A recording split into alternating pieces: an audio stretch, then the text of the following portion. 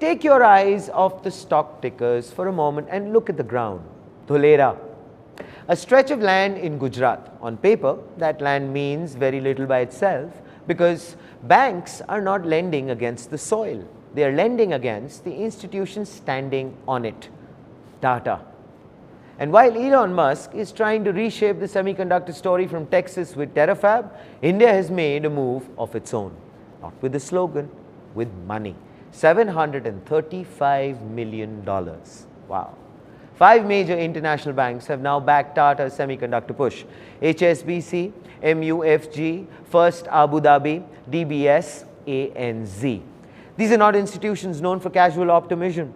Let's not be mistaken. They move very carefully. They test assumptions and they do not put money into a project like this without strong protections.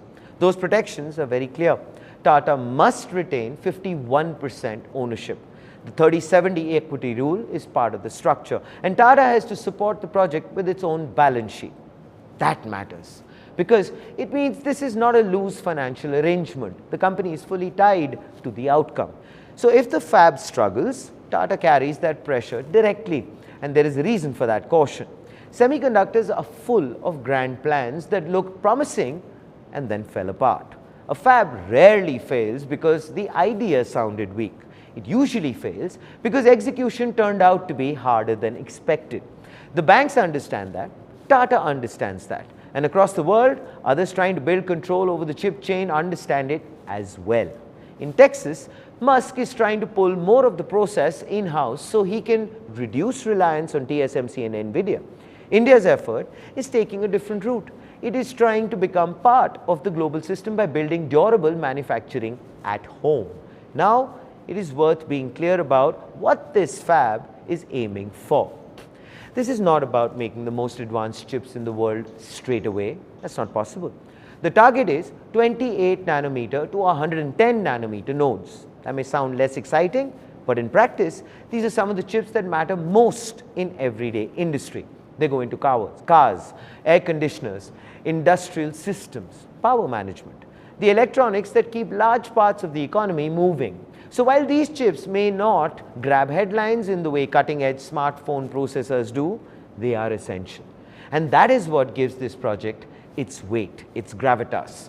It speaks to the difference between simply assembling products in India and actually building core components right here. For years, India's semiconductor story was framed through policy announcements and incentive packages. That phase now seems to be giving way to something more concrete. The money is in, the structure is in place, and the expectations are definitely very real. This is where ambition starts to meet accountability. Tata is putting its own credibility and capital behind the claim that India can build serious semiconductor manufacturing capacity that is larger than one company alone. It speaks to whether India can carry through on a strategic industrial promise. And here it is, the front page take.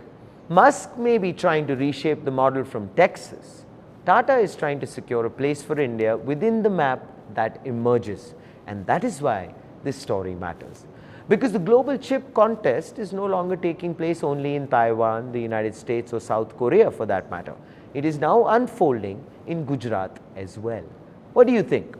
Is Tata's credibility enough to help India build lasting strength in semiconductors? Please do let us know in the comments below. This, ladies and gentlemen, is Front Page by the AIM Network. Like, share, subscribe, and always remember, think AI, think AIM.